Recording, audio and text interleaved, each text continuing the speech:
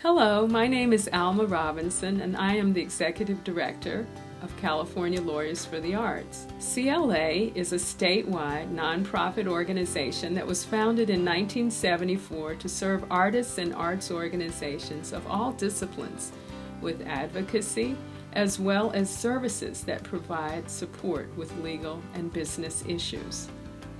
With staffed offices in San Francisco, Berkeley, Sacramento, Los Angeles, and San Diego, we provide several core services. First, we provide legal counseling to specialized attorneys who provide assistance with a variety of intellectual property questions, as well as contract reviews and negotiations, and other important business issues. Depending on the client's financial status, legal assistance may be available on a pro bono or reduced fee basis.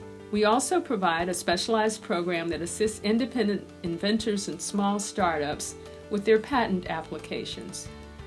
To help with situations involving disputes, we provide a range of alternative services, including negotiations counseling, mediation, and arbitration that can avoid the expense and hassle of going to court.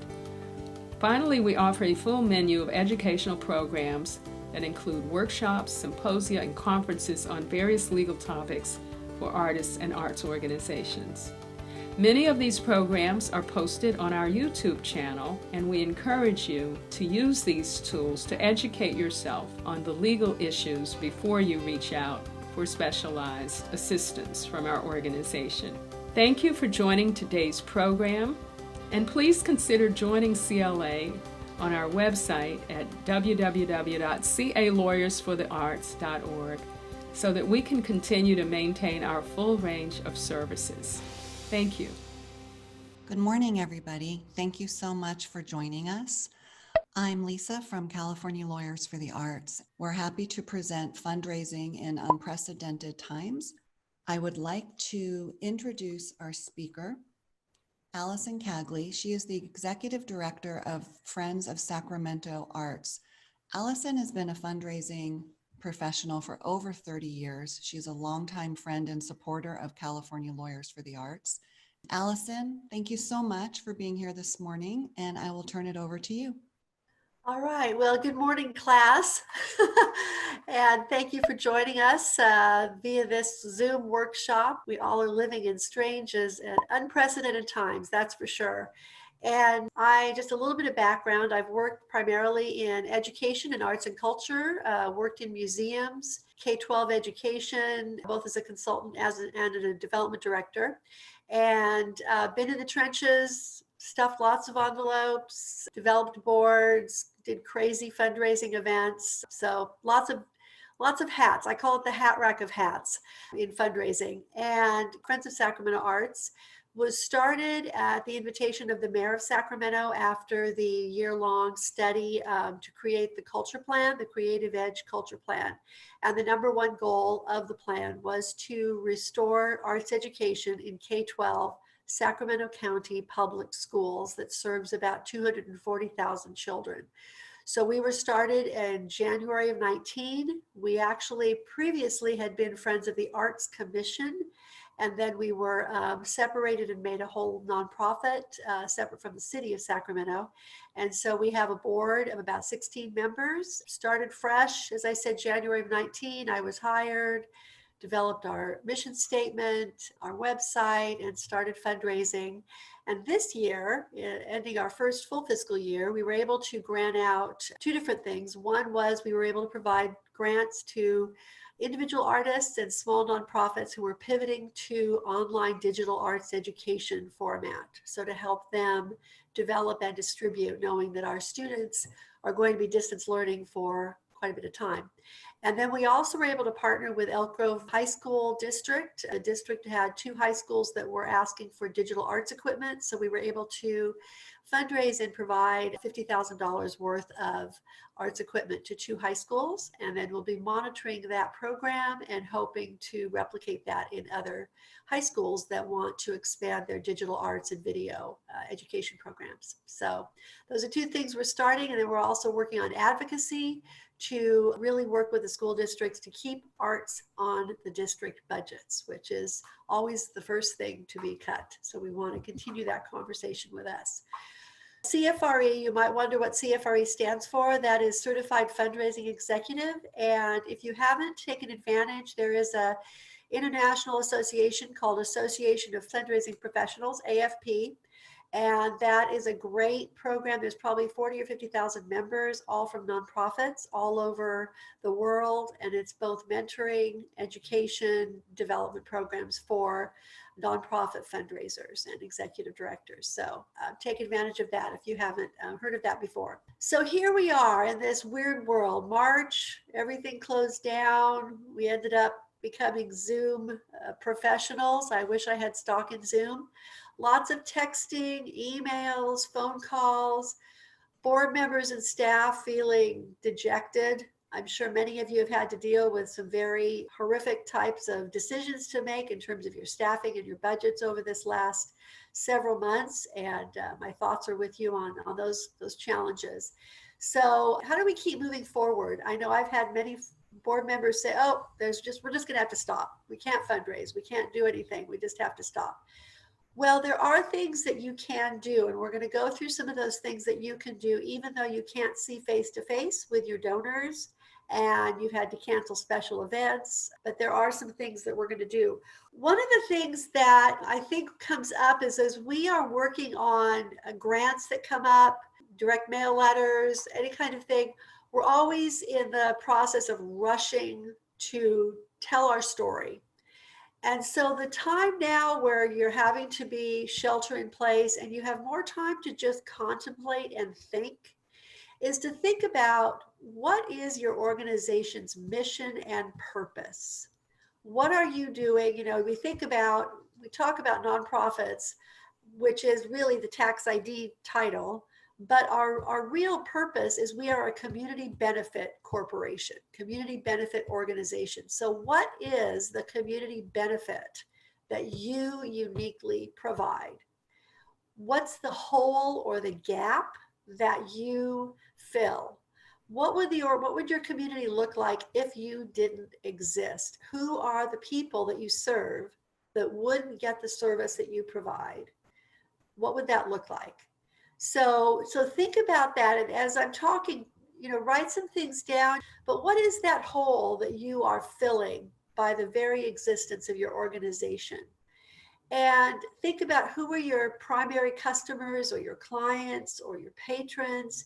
How are they benefiting? And you can think about some anecdotal stories that you've heard from them, comments that you've had anecdotally from them about why your organization is so important to them, why they've become a part of it.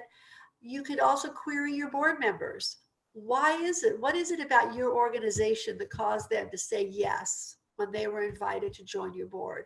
And gather that information. That's your portfolio of information that you can use over and over again in developing your case for support. One thing I've come across in reading grants from individual artists and sometimes small arts organizations is they're so busy creating the art and giving it out that they haven't had a chance to really articulate what is it that we would see if we were to come and experience or listen to their arts or to their programs. And so to be very specific, what's the impact that you have? And again, with the testimonies is looking at what are stories. And so call your board members if that's a role that's appropriate for you, or call the donors, call some of the customers that you've had or your patrons and ask them how they're doing and have that conversation, building that relationship. It doesn't have anything to do with asking. It's about building that connection. Some of the social media things I've read is just checking in with people. People are all coping in different ways. And so checking in with your patrons and your board members and your staff on how they're doing and building that relationship. So when you can start fundraising, you've already created that doorway, that opening. So the thing I think about in knowing your audiences is it's looking at both the brain, the analytical side, as well as the heart. And I call it the Goosebump Effect. And examples of that, prior to my working with Friends of Sacramento Arts, I was the development director for Broadway Sacramento, which has both Broadway musical tours as well as music circus. So one of the direct mail letters I wrote was what I call the Just Imagine. And so it's just imagine with the theater, the lights going down, you're sitting there, fidgeting, looking at the program, and the swell of the orchestra comes up, and you are transported from your day-to-day experiences to the magic of what's on stage. And so you're creating that story, that visual that people are drawn in. So it's that just imagine. You are just imagine a world, when I think about some of the organizations that are here with us, just imagine for the Presidio Interfaith Center, just imagine a world in which all faiths are worshiping and working together for a better world. Or with the environmental program, just imagine a world where we didn't have to fight for the environment. So just thinking about how would you create that vision to engage people and for them to help imagine. So that's the goosebump part. Then you would be going more into the data.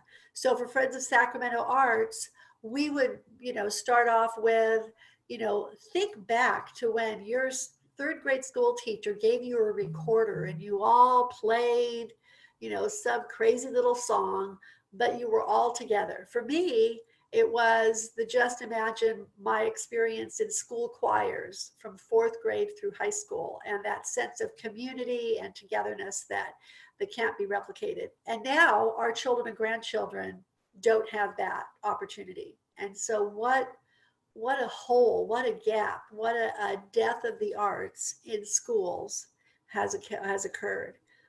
And so then you go to the data part, which for Friends would be more about academic, social, emotional data and results of having arts education in the schools. So for you, it would be more about what's the data of the benefit of your programs on an analytical, how many people are served or not served, what's the benefit. So in terms of your audiences, it's figuring out what drives them, what is their hot button. So for instance, about a year ago, we were doing advocacy to help get the city of Sacramento to take their arts budget for the department from like a measly 400,000, and we were able to get 2.3 million. So we're able, with a concerted effort with a lot of different arts organizations, individuals, to get the city to do that. But one of the things we really were particular about is looking at every single city council member and what is their hot button for them in their district, and how to be specific so that they are drawn in depending on what point you're making. So it's also then looking at your donors to say, okay, are your donors really big on academic and reducing dropout rates in high schools? Or is it more about, the magic of music and how that touches them? So you'll be looking at both the heart and the brain aspect of each of your donors. And so really building a portfolio of messages that when you're ready to go out there, whether it's a grant or it's a direct mail letter or it's a personal ask, and building your materials, you already have that in your folders. So you don't have to start thinking it up and you're in a rush to try to do it. And then thinking about, again, with the basic elements, it's the need. It's stating why should you exist? What, again, is the gap that you are filling? What's missing from society that you can answer? And then going into the vision, and then the why, and then the impact. The impact is very important because everybody wants to know how many people you're going to serve. What's the difference that you will make? So for Friends of Sacramento Arts, trying to restore arts education for 240,000 kids is a big elephant in a little room. And so what can we say in the next year? So for instance, for us, it was, well, okay, high school kids from 2 high schools are going to have digital arts and video equipment. So that's the impact. And what will that do for them in terms of both their wanting to stay in school because they are doing this program and they're feeling engaged and included, and what will that do for them in terms of their career and their academic future.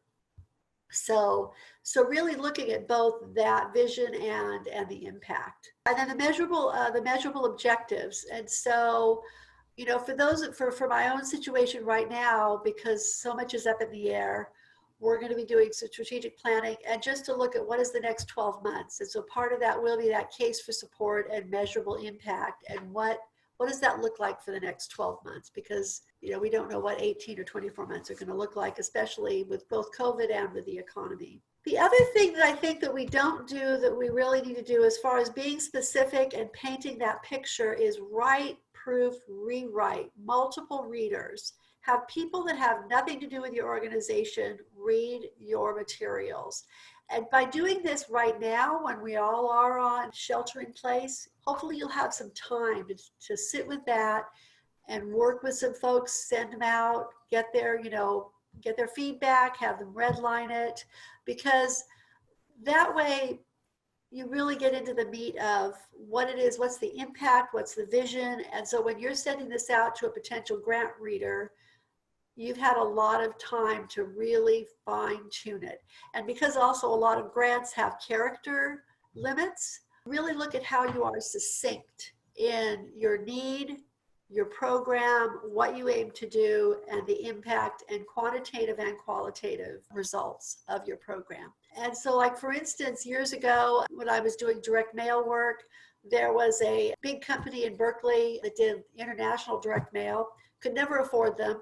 But I built a friendship with one of their VPs, and he gladly would read my direct mail letters for free and give me all sorts of feedback and then send those back to me. So finding some of those folks, and even if it's someone that is a potential funder or a past funder, that you could have them read that when you're not really asking, and having them give you some feedback, because then you're already testing it before it actually goes to the funder. If you have a database, or if you're only using QuickBooks, depending on your size of your organization, I took this time as we were closed to look for database systems, since we didn't have anything other than, my QuickBooks or Access. So I was able to find, because we're small, a system that called DonorSnap. I'm not promoting that or getting any referrals from it, but it's a cheaper online system that very user friendly. I'm not a techie, so very user friendly to be able to upload from our QuickBooks into the system, and then start being able to track your donors. Reaching out to the donors, as I said, talking about your past accomplishments, what's your vision for the future, and also it allows you to practice talking about what you do. And as an organization, and you personally, what you do to help fulfill that organization. Because I found over the years, no matter what type of pot of money it is, whether it's corporate, foundation, individual, it's all about relationship building. So for instance, there's a SMUD grant that's due next week. And so after I went through a webinar with SMUD, I reached out, and they were offering it. I reached out to the person that delivered the webinar and asked for a phone meeting. And so earlier this week, she and I talked, and I was able to brainstorm with her about, okay, what of the 3 different grant programs. The other part too is really looking at, and I have found with the arts and in fundraising in general, that the majority of all philanthropic gifts, according to national studies that have been going on for decades, between 70 and 80% of all philanthropic gifts are individuals.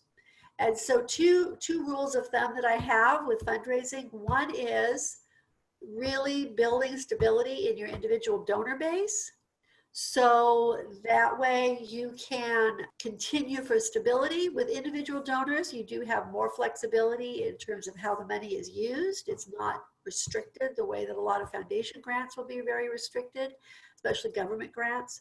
But also to diversify your income streams. So to look at, okay, will 60% of your income or 50% of your income be individuals? And then where does that other 40 or 50% come from? But to really work on diversifying your income and I have over the years made a part of my budget line items the board gift, because that way I can then go back to the board. So for instance, earlier this week, I had an orientation for 3 new board members. Yep. Even in COVID recovery, I'm still working on board development. So part of that was the board members saying, okay, well, what's my personal gift level supposed to be? For our situation, we did not have a minimum give or get or a minimum amount. We said 100%. Each organization deals with it differently. But I did say to those board members, for our 15 board members, I have budgeted $10,000 to $12,000 in board giving in just annual dues. So that kind of helps set a bar, and really emphasizing like a monthly or quarterly payment to make it less onerous, and working on if you want to do $50 a month, $100 a month to get to $1,000 gift club recognition, then that is a little more palatable. And it's always starting the sentence with the lower dollar amount and building up to the higher one. So that way you're just not throwing 1,000 out and then they have deer in the headlights experience. The other thing is an email update of your past accomplishments to your donors and your prospective donors. And what's the impact that you've had either during or prior to COVID, so that you are continuing to build that relationship, and asking them when you're sending that email out, allowing them to reply with what do they love about your organization, some anecdotes, some testimonies. So again, it's building that conversation with your individual or your corporate donors and building that portfolio for future. For social media pieces, it's also really looking at how can you beef up your social media and help your board members and your staff add people to your social media posting members. So I've also done, searching online of who of my board members or other people that I know that are leaders in the community that are on Facebook or Instagram or Twitter, and then inviting them and encouraging them to join our page and to invite their friends. So especially with our board members, I'm constantly saying, please go through and giving them step-by-step instructions on how to invite their Facebook or Instagram friends to our accounts. Because when we get to other direct fundraising like Big Day of Giving and that sort of thing, those social media postings are so effective. And for this last Big Day of Giving, I was, an email fanatic, a Facebook fanatic the last 2 hours of Big Day of Giving to get us to our goal. So working on that social media aspect. The other part is looking at research, especially as we're home again. Open up your computer, look at other nonprofits that have similar missions to you, look and see who their partners are. If they're local or they're nearby, look at who their board members are. And I've even gone so far as to try to figure out, okay, what's the service cycle of that particular board member? So are they turning out in a year that I can then maybe snap them up for our board? So looking at, other organizations for both corporate and foundation support that you can then go through and find if that particular corporate or foundation would be aligned with your geography and your mission. And especially with foundation support, geography is always a big issue on whether or not they would be a match for your organization. I will have at the end of this, I said sign up for local, statewide, national arts organizations. So I have at the end of this a whole bunch of resources, ones that I go to. I also then repost some of their things onto our social media. So with each board member, so I don't know how many of you out there are the primary staff person that interacts with your board, but reaching out to your board members and not just calling them cold, but actually emailing them and saying, can we schedule a time, so that you're honoring their time, so that you're not interrupting them on doing something else and you have to rush through the call, but that it allows you some quality time in talking to the board member about resources that they could bring, taking the temperature of the board member during this shelter in place and when we can't seem to meet, in person as a board and as individuals. So asking, helping them feel appreciated and engaged with the work that you're doing while we're all sheltering in place. And also then again, sharing the importance. I think one thing I've experienced with our board is, again, that issue of, well, what are we going to do? The schools are closed, what, and it's having to be the champion of patience and really saying, yes, this is hard, but we are going to get through this, and we have to think about how do we continue to remain relevant and important in the community even while we're going through all of this, because we know we will get out of it and we'll be ready to jump and continue to provide the services and the programs that we could provide. So, when we had to pivot, we initially thought we were going to be funding on-site assemblies and teachers in resident, artists in residency programs at the schools. When that didn't happen, and we saw how many teaching artists lost income because they weren't being hired by the schools, then that's when we decided, well, let's pivot and do a granting program that allows them to develop online curriculum and makes them more marketable in the long run, as well as providing arts education programs for teachers and schools and parents to have access to while we're distance learning. Because I feel like regardless of when the schools go back into regular session, I think distance learning is going to be, an online curriculum is going to be part of our reality from now on. So that's why pivoting to that. And then the other thing with these artists, so we funded 20 artists. So I'm now asking those artists as a part of their agreement to provide me video, photos, testimony that we can then push out onto our social media to show what we're doing to address COVID and address teaching artists and arts education. So thinking about your programs, what are things that you can push out that you have either pre-COVID or during COVID been able to, eke out, that you can then promote as results of fulfilling your mission. And brainstorming with those individual donors about, helping them, figure out who else they could invite. One thing we did last fall, I hope we could do this again when we can come back together, is we did a major donor gathering. So 3 of the board members each put together a mailing list, and we did a party at one of the board members' homes. So it's not this big expensive gala kind of thing. And we, asked folks to join our $1,000 club. And so out of that, we raised 30 or 40,000. Our first, we'd only been in existence about 8 months. So we were able to do that. And anecdote about that, so when we were doing that, we did bring in a high school kid to do some spoken word. So we had some testimony and direct benefits. And one of the board members, when I went up to kind of do my pitch, and I said, think of a moment in your life as a child or as a teenager when the arts, whether it was music or dance or painting, just really touched you. And it's just a pivotal moment for you. And I had a gentleman come up to me, an attorney, involved in the community, and he had tears in his eyes. And he said, I still remember to this day playing the drums for Little Drummer Boy. And he said, that was my moment, my aha moment of why the arts and music is important. And that's what drove him then to be a major donor. So it's creating some of those, again, goosebump aha moments in your conversation with your donors and your potential donors. And seeking those aha moments out from your board members as well, because then that makes them feel like, okay, we're not just here to slog through the budget, slog through the audit, and, oh me, oh my, it's all very dry and boring. But that aha goosebump moment of why the arts are so embedded in their soul. And so having those conversations with them.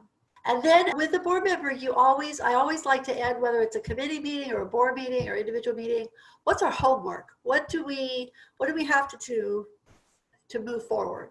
So for instance, yesterday I had a meeting with 2 board members, and it was about, how do we reconstruct our board for better efficiencies, better engagement, that maybe it's not the same old model that everybody uses anymore. And so immediately I send out a thank you email to those 2 board members for spending time talking. and then a list of, okay, well, so-and-so is going to do this, and I'm going to do this, and then we're going to follow up with this. And so to be very specific, so it's not just this great phone call, and then you've written your notes, and then they go sit on your desk, which I've done before, and then things don't get done. But having some immediate follow-up, because I always feel like for fundraising and management, the ball is always in my court, and I need to take responsibility for initiating the next step. So the timeline, as I mentioned, it's a tough time, and we don't know what the economy is going to look like. We don't know how long-term it will affect corporate support, foundation support, individuals who have lost investments or their job or their business itself. So it's looking at small milestones, keeping the doors open, sending out a thank you to all your board members. It's re-engaging some of the patrons that you have. So it's small milestones over the next 6 to 9 months. For us, I'm continuing to clean up our database. Doesn't sound very exciting, but it's necessary in order for us to be able to extrapolate out that information later when we want to do big day of giving or year-end appeals. So it's working on that, slogging through the database to get it clean, and then working on our board development. So an annual report that we can then email and send out to folks. Any of our individual donors that we had asked that were pending before COVID, it's re-engaging with them and saying, is this a good time to come back and think about an investment in our program? Should we wait? When would you like us to come back to you? So again, it's continuing the conversation, but again, it's keeping the ball in your court of when you reapproach them, so the door's not completely closed. And focusing, as I said, on a communication plan. So what is your social media going to look like to keep you relevant and in front of people, both in terms of including more followers in your social media, as well as messaging and mission fulfillment. The 3 components of our mission that I am drilling into our board members since we were brand new is funding arts education, building strategic partnerships, and developing advocacy strategy. So those are the 3 things that I say everything we do goes back to those 3 elements in our mission statement. If we want to change the mission statement, that's another conversation. But right now, those are our 3 components. So everything we do, our letters, our social media, our conversations with people, all have to do with those 3 components.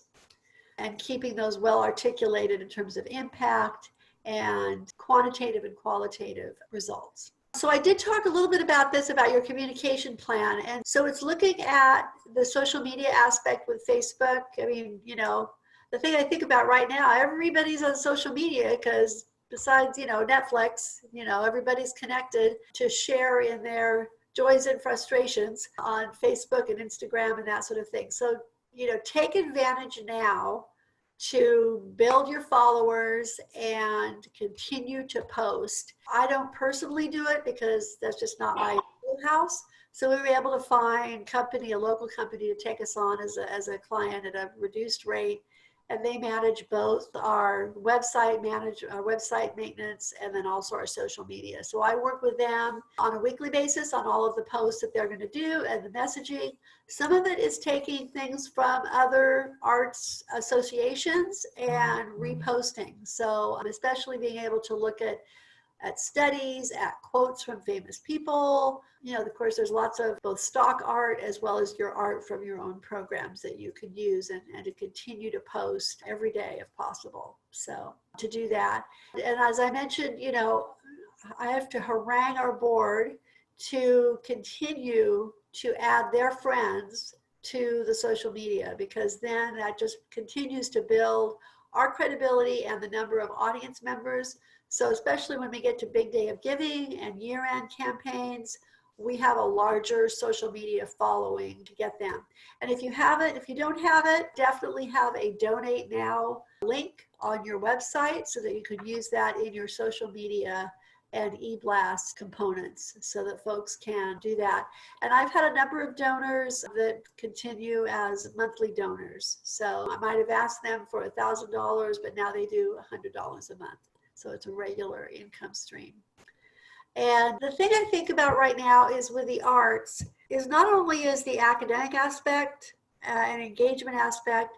But you think about the social emotional healing, and we've been talking about how when kids get back into school and teachers will need it, is how music and the arts can unify and heal. And if you haven't seen it on social media, a wonderful example of this was I saw on Facebook a clip from the Kennedy Center 2017. Let me look for my little note here. It was a screening of Selma that the Kennedy Center for the Performing Arts did. And they had a talk back after it.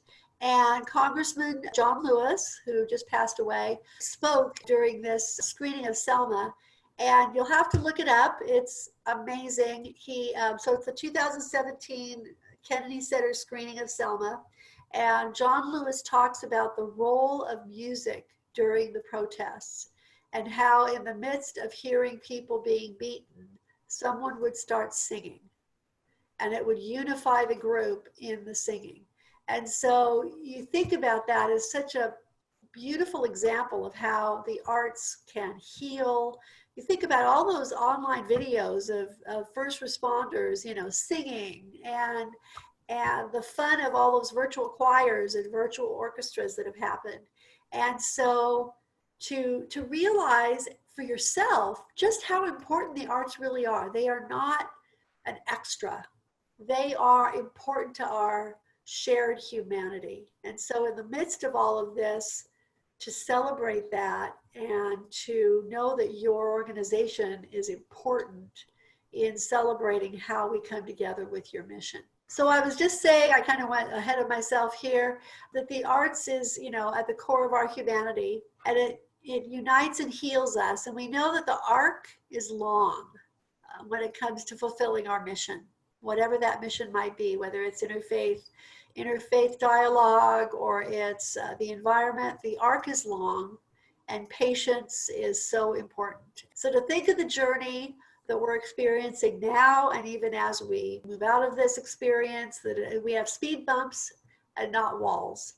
And I think the beauty also with the nonprofit sector is that we can reach out to each other for support and for shared venting of board members, of staff members, of problems that we have, to be able to reach out and know that we're not alone sitting in our little offices at home trying to solve the problems of the world. So to definitely reach out to each other in unity and resolve. My very last slide is the resources. So those are for the arts organizations that are online. Those are websites. To createcalifornia.net is especially really good at things that, if it's appropriate for your organization to repost for social media. And then the Americans for the Arts especially has a lot of data and blogs and articles that you can reprint. In fact, on my desk, I have a printout from them that's called 10 Reasons to Support the Arts in 2020.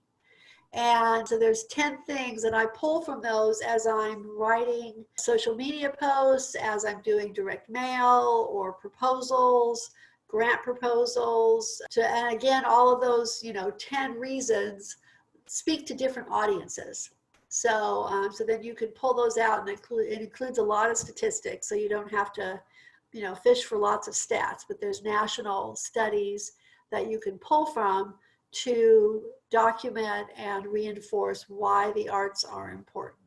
The other aspect is to look at what your organization and our industry as a whole provides in terms of workforce development. So how many, though there are statistics both at the state level and at local level that shows just what the numbers are in terms of percentage and gross numbers of workforce in the arts. So it's not just about the people that are on stage or the painters, but it's all the other folks that benefit from the arts, and that also then continues as far as for the theater world. It also includes parking and restaurants. I mean, you think about all of those other industries that benefit from a vibrant arts community. So that's another part of your dialogue that you should talk about in some of your materials, is what's the numbers in terms of workforce employment that benefit from the arts as career paths. I do just want to take a moment to tell people that there is a new Sacramento program. It is the CARES mediation program for any tenant or landlord of property in Sacramento. This program is free to everyone if the property is in Sacramento. It's all confidential. If this pertains to you or anybody that you know, this is all landlord-tenant issue related to COVID. What tips would you recommend to an organization that is just getting started now as far as fundraising? So I think the first thing is to work with your board members. You might look and see if you can set up a separate advisory group that would not necessarily function legally as a board, but could be your funding body to help gather names. Part of their relationship would be to be annual donors of some sort. Can the commissioners help with fundraising? That should be part of their job description, to talk with them about the reason you'd want to talk with them about their personal giving is because as you are doing foundation work in the future, there's two reasons why board members need to be funders as well. One is some foundations will ask if your board is 100% donating personally. The other one is if your commissioners or your board members are going to go out and ask people to give, they have to give first. So that they can't ask for money if they haven't donated. And for instance, for me, no matter where I've worked over the years, I'm always a donor first, because I can't genuinely ask for money if I haven't already made that commitment. So it's a one-on-one conversation. I think it's relooking at the job description to make sure everybody's on the same page as a funder. So it's building that base of individual support. And then in my first year, in 2019, we worked on that board aspect. And then I worked on leading up to, if your community has a big day of giving kind of a operation, is to work towards that in terms of building an e-blast list with your board. So if they can each provide 10 or 20 with your commissioners, 10 or 20 names that you can add for e-blast purposes, and then building up to a mailing list of some sort for a year-end gift. So that would be the individual portal. The other part would be talking with your commissioners about and doing research about what are companies, banks, are there banks that you could, work with that would do a $2,500 or a $5,000 grant? So looking at some of that could help fund on a smaller corporate basis to get you started. Starting with the innermost circle is what you're starting with. We are in a period of board growth but are having trouble with commitment from new recruits. Do you have any tips? So what we do is we look at our board, our current board membership, and what skill set do they bring? What population do they represent? What industry are they a part of? Who are their spheres of influence? So for us, we've recruited over the past, and it is referrals from current board members or others in the community. So we both recruited people that are in a business sector, finance sector, and education sector. So our board includes a person that's from a major employer, but she also had been a booster club president for her kids' band. So, she has the arts passion. We just recently recruited a couple folks, one that has a grants background and also finance background, because we did need to beef up our finance aspect in terms of, I am not a CPA, and so we needed some folks on our board to help guide me in that finance aspect. And then it's also looking at who are potential major donors that could host a party, that could open a door to a bank for funding purposes. So we went to the bank that we bank with and asked, we're still working with them on hoping to get a board member from that bank. Because a lot of times with banks, if you have a board member on your organization, that helps with getting funding from the bank's foundation. Fantastic. Thank you so much. Have a great day, everybody. Thank you. Thank you.